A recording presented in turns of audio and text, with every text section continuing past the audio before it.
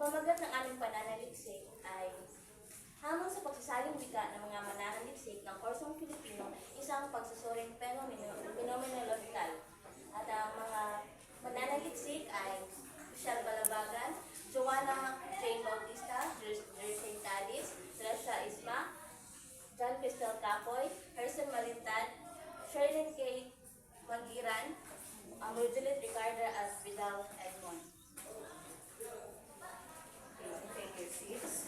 Layunin ng pananaliksik. Ang pangunahing layunin ng phenomenological na pananaliksik na ito ay ang mga sumusunod. Una, upang mailarawan ang naging hamon ng mga mag-aaral ng mananaliksik na nasa ikatlo at ika-4 na taon sa kolehiyo na kasalukuyang kumukuha ng kursong Filipino. Pangalawa, ito ay naglalayo na masuri ang mga hamon na kinakaharap nila patungkol sa pagsasaling wika sa Filipino. At ang pangatlo, kung ano ang mga estratehiya na kanilang ginamit upang mapagtagumpayan ang malaking hamon sa pananaliksik. Sa pananaliksik na ito ay nais na ilahad ng mga mananaliksik ang mga hamon at buhay na karanasan ng mga mag-aaral ng kursong Filipino na kasalukuyang sumabak sa edukasyon ng pananaliksik, partikular na sa larangan ng pagsasaling wika upang mas maintindihan ang kalagayan at suliranin na kinakaharap ng mga naturang mag-aaral ng Governor Generoso College of Arts, Sciences and Technology sa akademikong taon 2023 to 2024.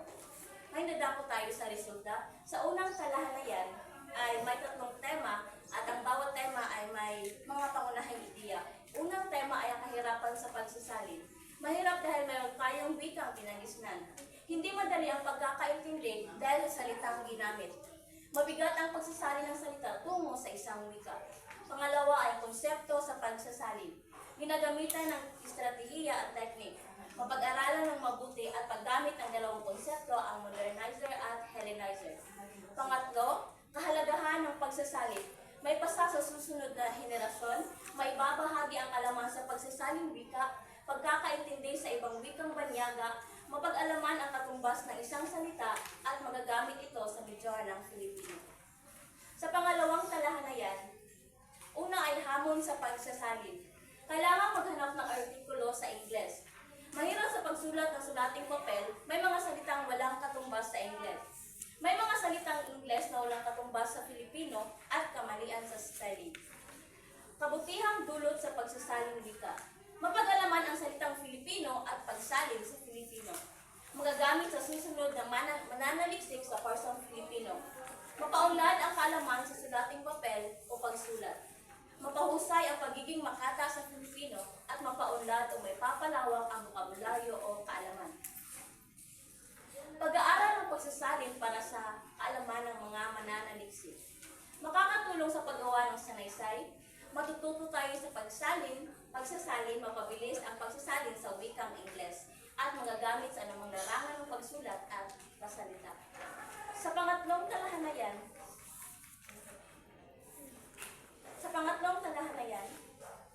halagahan at pagkatuto upang mapaunlad ang pagsasalin. Sa pamamagitan ng paghihikayat at pagtuturo at paggawa. Makinig kung nagtuturo ang guro. Tangkilikin ang sariling atin, pagbasa at pagkikinig, pagkakaroon ng Filipino-English Dictionary, mabigyang halaga dahil sa pagtuturo at pwedeng magamit sa susunod na henerasyon o mananaliksik. Pangalawa ay ang kausayan ng pagkatuto sa pagsasaling wika. May malalim na salita na hindi naiintindihan. Alamin ang bawat salita na nakapaloob sa teksto. Pag-aralan ang wikang Filipino at may mga estudyante na nahihirapan sa pagsasalin ng mga salita dahil kulang ang lawak ng kanilang kaalaman. Estratehiya ng pananaliksik para sa pagkatuto ng pagsasalin. Makinig sa guro. Sumisikap na magsalin ng wikang Filipino, pagbabahagi ng kaalaman sa ibang tao at mga aklat patungkol sa pagsasalin. Ngayon ay dadako tayo sa pagtatalakay. Kahirapan sa pagsasalin. Ang kahirapan sa pagsasalin ay kadalasan dahil sa pagkakaiba-iba na kahulugan ng mga salita at kakulangan sa kaalaman sa pagsasaling wika. Pangalawa ay ang konsepto sa pagsasalin. Sa pagsasalin, ang konsepto ay ang ideya o pamamaraan ng paglipat ng kahulugan mula sa isang wika patungo sa ibang wika ayon kay Bolomo 2021. Sa pagbibigay ng pahayag ng mga partisipante, may dalawang konsepto sa pagsasalin, ang modernizer at Hellenizer, na nagpapakita ng iba't ibang layunin at pamamaraan. Kahalagahan sa pagsasalin. Sa pamamagitan ng pagsasaling wika, natutunan ng mga mag-aaral ang wikang Filipino at ang ibang wika ayon kay TOS et al. 2021.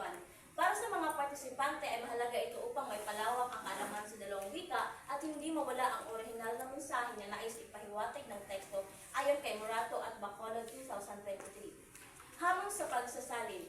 Ang pagsasalin ay hindi lamang simpleng paglilipat ng mga salita, kundi pagtatanghal at pagpapahayag ng iba't ibang kultura ayon kay Torrey 2021. Ngunit ayon sa partisipante, ang pagsasalin sa Filipino ay hamon sa mga mag-aaral, lalo na sa paghahanap ng mga kaugnay na literatura sa internet na kadalasang nasa wikang Ingles. Kailangan nilang maunawaan at masuri kung ang pagsasalin ay wasto para sa kanilang pananaliksik ayon kay Kim et al. 2022. Kabutihang dulot sa pagsasalin wika. Sa ipinabatid ng mga partisipante, ang pagsasalin ay nagbibigay ng kaalaman sa mga mag-aaral sa mga salitang kanilang nasasalamuha, lalo na sa wikang Ingles, na madalas ay nahihirapan silang intindihin. Ito rin ay nagpapahintulot ng epektibong komunikasyon sa pagitan ng mga tao sa buong mundo ayon kay Borrell at Bolton 2018. Pag-aaral ng pagsasalin para sa kaalaman ng mga mananaliksik. Nilinaw ng mga partisipante na ang pagsasalin ay nakakatulong sa paggawa ng sanaysay at pagiging pamilyar sa mga salita. Kinakailangan ang malalim na pag-unawa sa parehong wika sa epektibong pagsasalin ayon kay Ranes 2019. Mahalaga ang pag-aaral ng pagsasaling wika upang mapalawak ang bokabularyo at mapabilis ang pagsasalin sa wikang Ingles ayon kay Tornovich 2022. Kahalagahan at pagkatuto upang mapaunlad ang pagsasalin. Ang pagkatuto at kahalagahan ng pagsasalin ay nagpapalawak sa pag-iisip ng isang individual ayon kay Young et al. 2021. Ayon kay Ramos sa kanyang artikulong pagsasalin tungo sa pagpapayaman ng wikang pambansa noong 1988, ang pagsasalin ay may mahalagang bahagi sa kasaysayan at patuloy na nagpapayaman sa wikang pambansa. Sa pamamagitan ng pagbabahagi ng kanilang karanasan at pakikinig sa guro, maaaring mapaunlad ang pagsasaling wika sa ng mga partisipante. Kausayan ng pagkakatuto sa pagsasaling wika. Sa opinyon ng mga kalahok, kapag mayroong mga salitang bago sa mata at nararapat na ilista ng sa gayon ay mabigyan ng kahulugan at magkaroon ng bagong salitang nalalaman na maaaring maikintal sa kanilang isipan. Ang pagbabasa ay makakatulong sa pagpapalawig ng kaalaman at kasanayan sa balarila, semantika at syntaxis na ipinapakita sa pagsasalin ayon kay Banuch and Coppen 2021. Estratehiya ng pananaliksik para sa pagkatuto ng pagsasalin. Sa ngayon, ang paggamit ng estratehiya ay isa sa mga paraan na ginamit ng mga mananaliksik ayon kay Benjamin and Randall 2021. Ilan sa mga partisipante ay nagpapahayag na ang paggamit ng diksyonaryo ay malaking tulong sa pagsasalin dahil madaling makahanap ng mga hulugan ng mga bagong salita ayon kay Benjamin and Randall 2021. Implikasyon sa pagsasanay sa pagtuturo. Ang pag-aaral na ito ay maaaring maging batayan ng mga mag-aaral upang mabigyan ng mas mataas na halaga ang pagsasaling wika at ipasa sa susunod na henerasyon ang alaman tungkol dito. Ito rin ay nagpapalawak ng mga paraan ng pagsasalin sa pananaliksik at iba pang mga pagsusulat. Implikasyon para sa susunod na mga mananaliksik. Sa hinaharap, maaaring isagawa ng mga mananaliksik ang pag-aaral hinggil sa hamon ng pagsasaling wika ng mga mananaliksik sa kursong Filipino sa iba't ibang paaralan at konteksto. Bukod dito, maaaring isagawa rin ang pag-aaral sa iba't ibang lokasyon. Rekomendasyon para sa mag-aaral ng kursong Filipino, para sa mga guro, para sa CHED at para sa susunod na mga mananaliksik. Panapos na pahayag. Mula sa pag-aaral at natuklasan ng mga mananaliksik ang hamon ng pagsasaling wika sa kursong Filipino. Bagamat mahirap, may halaga at kagandahan ito sa pananaliksik. Nagpapakita ng kahalagahan ng pagpapalitan ng impormasyon at ideya sa iba't ibang kultura at wika.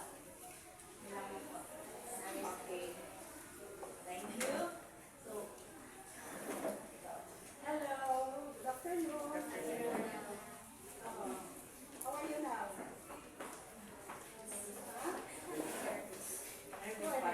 Yes. Uh-huh. Highest level.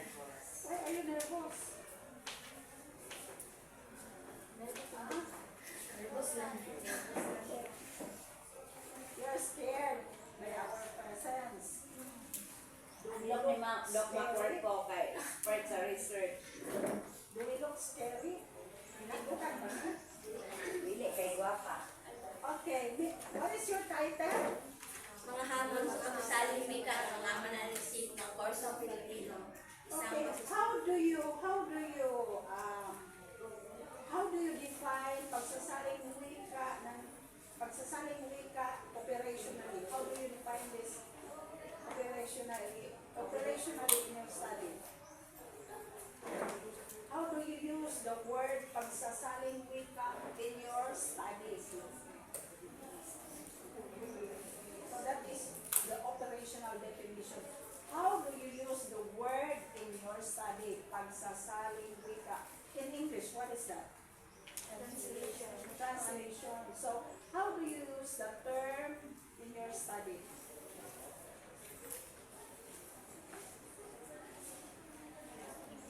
Again, how do you use the term in your study? Can we have Balabagan, Michelle?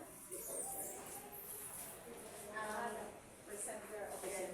Pagsasaling wika, ito ay ang paglilipat ng mga salita or paghahanap ng mga katumbas na salita, especially galing sa English. Yan, galing sa English, mga katumbas na salita. So, you are going to translate that one into? Mula ang wika sa pagtungo sa tungunging wika. Okay. From L1, Filipino is not our L1, our native language. Yes. We have Bisaya as our native language. So L2 is Filipino, our second language, and English. Now, what is the relevance of your study with your field? What is the relevance of your study with your field? Bilang mga mag-aaral ng Pusong Pilipino ay ang pagsasaling wika po ay aming nararanasan sa iba't ibang konteksto na aming nasasalamuhan. So, does it have a relevance to your field as educators in the future? Yes, ma'am. It has relevance to, especially ma'am, we, third year and fourth year student, BSED, who undergo research, ma'am. Ang research, ma'am, kasi mayroon kaming subject na research, ma'am, o pagsasalin. Kaya they are connected, or this research is connected to our subject. To your subject Yes. or to your field? Yes, ma'am. Because whether you like it or not, especially when you are going to look for RRL, RRL are in English. Yes, And then you are going to translate that one into Filipino. Yes, Okay. ma'am. Oo. And then when you are going to teach, diba? You have a subject wherein it is about translation. Yes, ma'am. Pagsasalin. Handle, Oh, okay. In the high school, because you will be teaching high school students, right? yes, So meron ba pagsasalin sa high school when you were still in high school? Meron ba pagsasalin? wala. Wala. But still the same. You're going to translate. Diba? Okay. So, it has really relevance to your field. Okay, so you have the right to conduct the study. Do you have the right? Yes, ma'am, we have the right to conduct the study, ma'am. It is because, ma'am, mayroon po tayong mga problema. Lalo na kung sa larangan ng mga pagsasalin, ma'am, at kailangan natin itong mabigyan ng solusyon.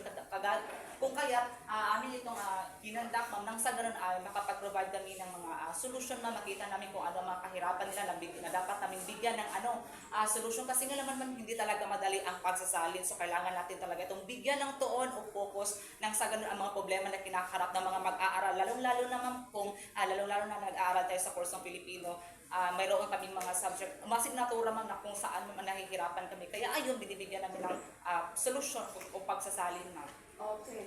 Can you translate Filipino into English? Filipino into Tagalog or Filipino, you translate that one into Filipino into Filipino. Filipino into Filipino.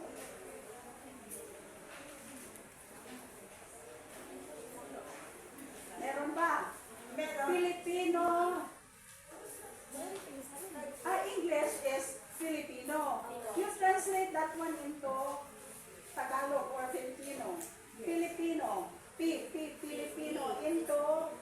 Tagalog, Filipino.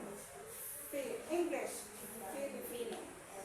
Filipino. F, into Tagalog. Magkaibang kahulugan, ma'am. I guess, Yes, ma'am, yes, walang katumbas, ma'am, ngunit may iba't ibang kahulugan sila, ma'am. Bakit?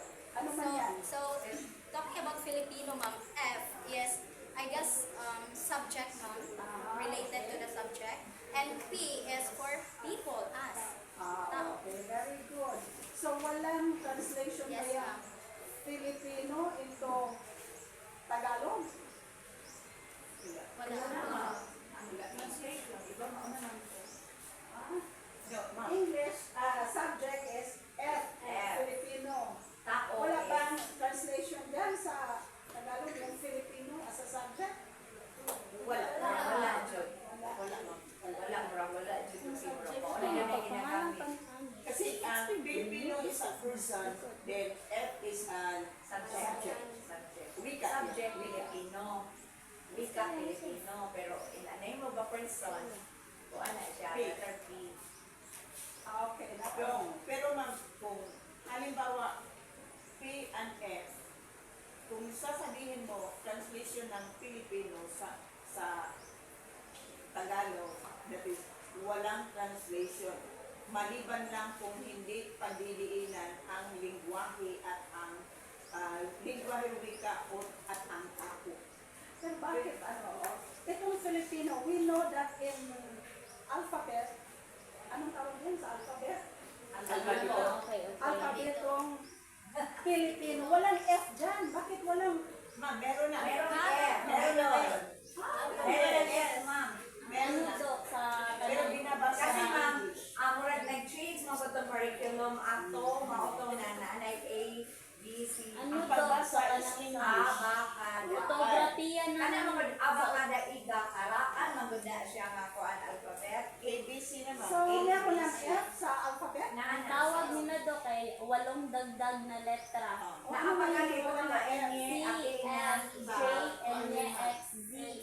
Abisinaryo. So, na ay mga letters na wala sa unang panahon during our time nga wala may F sa una. Meron. Wala, na sa English. Sa English ma'am, sa English na A. Pero sa Filipino wala dyan. Hindi. Kung ganito, kung nasa abisinaryo, aba, cheche, F, gaha, EJ, kala, L, O sa kana ma'am, mana, kana. N, o para kyura, R, sata, ube, wa, ikis, ya, Z. Pero during our days, sa elementary pa mi, wala yun na i-implement sa teacher. Di ba okay? Wala panahon na. ng Kastila, pang mo to, abisigaryo. Kana siya, pero murag influences na siya sa Latin, Spanish. Sige, now I understand. Ano do There sa are already panahon sounds added. English sounds So, mga under, lagi maka-check, ana. The F. Yes, do. Filipino is a subject. Filipino is person. Okay. Try to look at your page. Ito, page 14, no? Walang margin. Who are the participants? Who are the participants of your study? Our participants, ma'am, are third year and fourth year who undergo pagsasali, ma'am.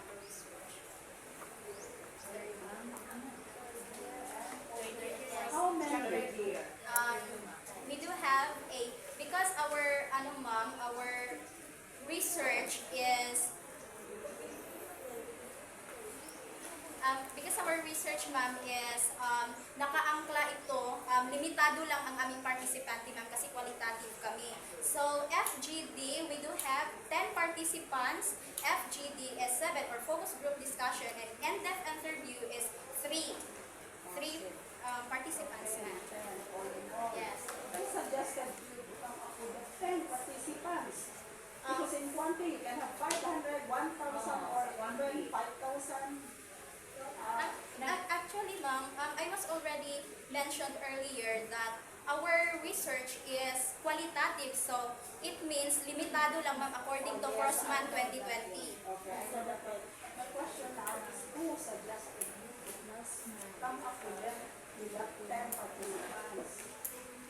Sino nag-suggest? Research teacher din yung Kadis? is your research teacher. Who suggested you to come up with 10 participants? Ay,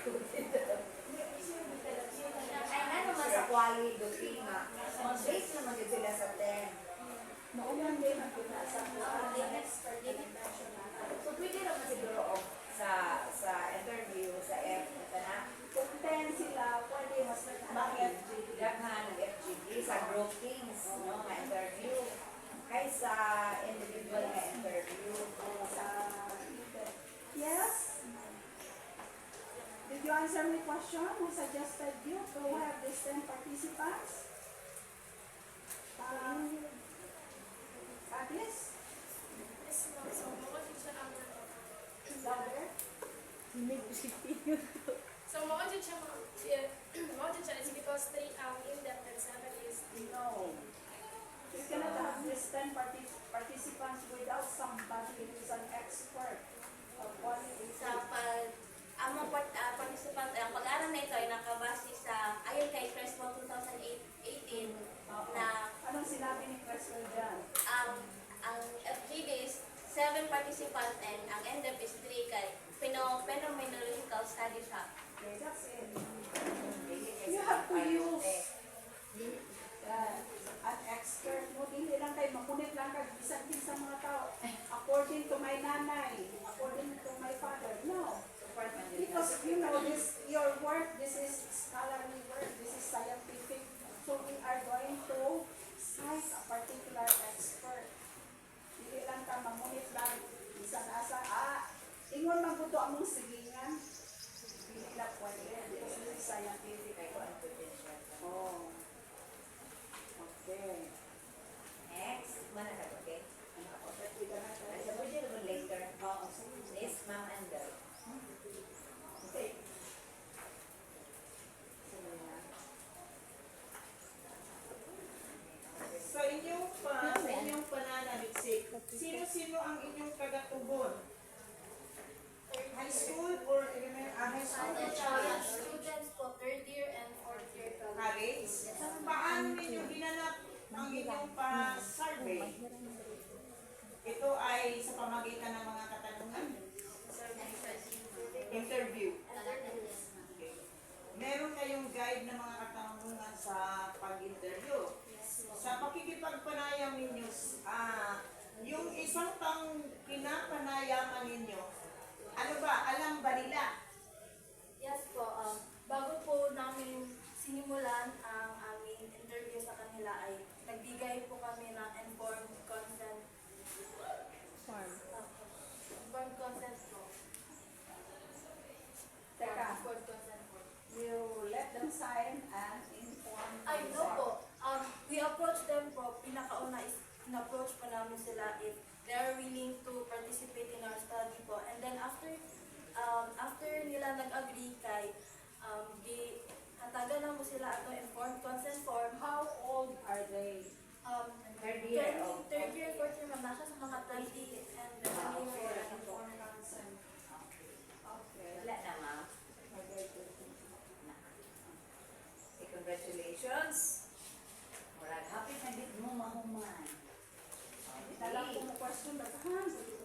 Pwede na pwede na ka okay, later. So, kato dito mga kuan-kuan, mga margin doting. Okay, so, in your title, it is all about challenge, no? Mga challenges in pagsasaling wika. Okay, you are presenting three major questions. Okay, page 5. Page 5. I want you to read the three major questions. Yes, Vidal. I want you to read page 5 na. Page 5 na. The three katanungan sa pananaliksik. Yes. Ano-ano ang mga karanasan na nasasalamuha sa pagsasaling wika sa Pilipino? Paano nagiging hamon na pagsasaling wika sa pagsulat ng mga sulating pang-akademiko? Anong mga pananaw pananaw o estratehiya ang maibabahagi sa pagsasalin ng mga wika upang ang mag-aaral na kumukuha sa medyo ng Filipino ay mas mapaghandaan ang kanilang kaalaman at kasanayan sa pagsasalita. Okay. I guess all of you are a part during the conducting of your interview, right? Okay. So I would glad that Shane, you try to answer question number 1. Ano ang mga karanasan na sasalimuha sa pagsasaling wika sa Pilipinas?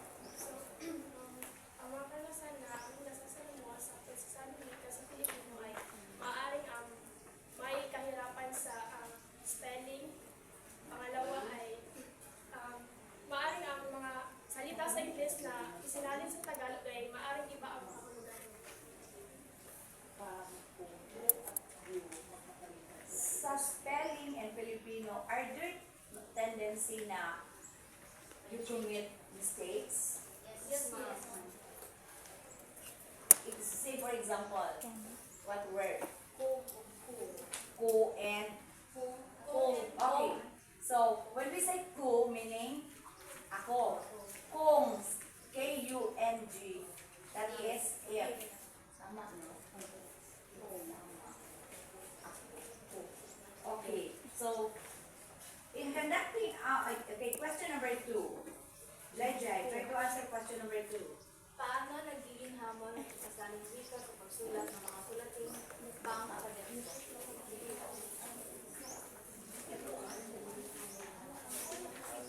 Are there activities in your Filipino subjects na you are more into kanang mga sulating pang-akademiko like napay mga sulating pang-waka sa college? Hindi na. Wala na. Pasok na yan sa sanaysay na Sanay ka. So, give an example of the academic sa mga activities in Filipino wherein you find it hard in transferring from Bisaya, English to Tagalog. Pagsasalin. Yes.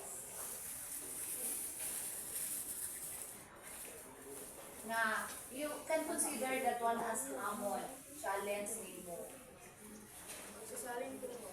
Lagi unsa nga example na academic writing. Sa unsa to ma? Sa pasasalin. Actually, mom, you are already told us before our research. kinauna na itong defense. Okay. You stated there, ma'am, na ang malaking hamon sa pagsasalin is yung magsalin ka ng poetry or tula. Why? Because ang tula kasi, ma'am, especially di malayang tula, kinakailangan na may tugma talaga siyang isinusunod eh. Sa poetry. Yes, ma'am. Okay. So that belongs to academic, right? Okay. Question number 3. Ano-ano yung mga pananaw o mga strategies that you made para maibahagi ninyo yung kasama ninyo sa pagbabahagi ng pagsasaling wika? Question number 3. We'll answer. Yes. Anybody? Ano ang pananaw? Pamamaraan sa pag-gagawin ng inyong course. Bawa inyo ng panalisip. So, that is your number 3 major question. So, how will you answer question number 3? Tingnan nito naman. You read again. Anong mga pananaw o estratehiya ang naibabahagi sa pagsasalin ng mga wika upang ang mga mag-aaral na kumukuha sa medyo ng Filipino ay mas mapaghandaan ang kanilang kaalaman at kasanayan sa pagsasalin ng wika? So, this is in preparation for the coming mga enrollees na Philippine major. Actually, ma'am, hikayatin natin sila, ma'am. According there, That's perfect word, hikayatin. Okay. Next. What theories are you using in your study? You made mention of, you give me at least 3 theories. I do have one. Sige, okay, one So, theory. ang aming theory ay nakaangkop siya sa translation, description, Isang basahan na. description, translation theory, ma'am, na inaaral ni G.C. Catford, G.C. Catford 2019, I guess, na nagsabi siya doon, ma'am, na ang pagsasaling wika is yung pagbibigay description, ma'am ba, o proseso sa pagsasalin. O katapos si Criswell, di ba no? Now let's go to the results. What are now the key findings of your studies? Key findings. Ang result ba? Ang sa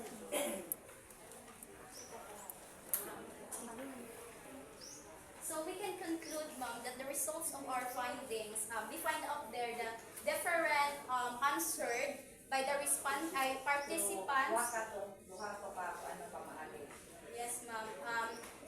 Lisod gyud ang pagsasalin, ma'am, according to them. Kay experience nila, mabala na to ang karanasan. Experience nila, ano kaya yung mga hamon nga lisod gyud di ay kaayo ang pagsasalin. So I mentioned this at one practitioner who studied na ang pagsasalin pala ay paglilipat ng kaluluwa sa katawan ng isang batay. So in overall generalization that translation is not easy. Correct. So as for me, maybe all of you knows me so much, I do not use Filipino. I can't explain using the language.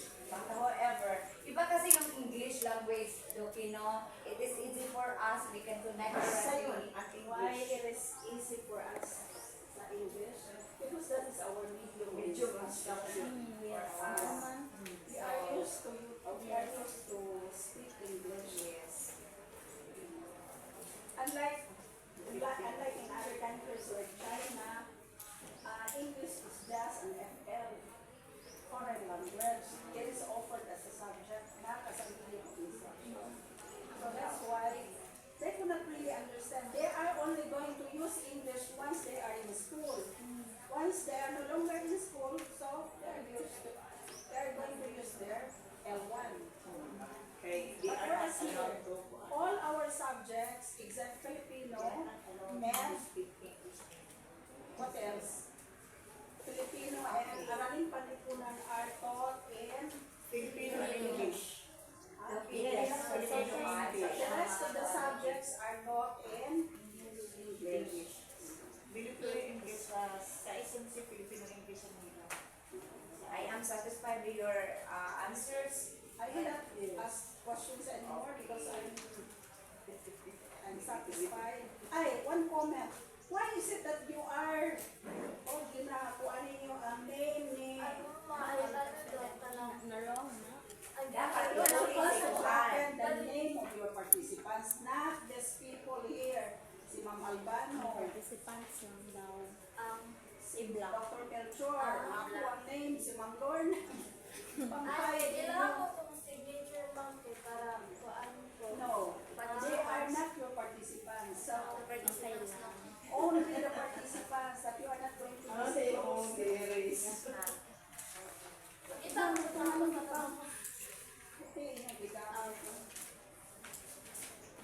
Okay, we are all done Yes, asking that's questions and we are all satisfied with your answers and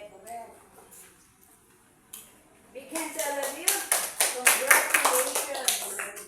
He says successfully defended.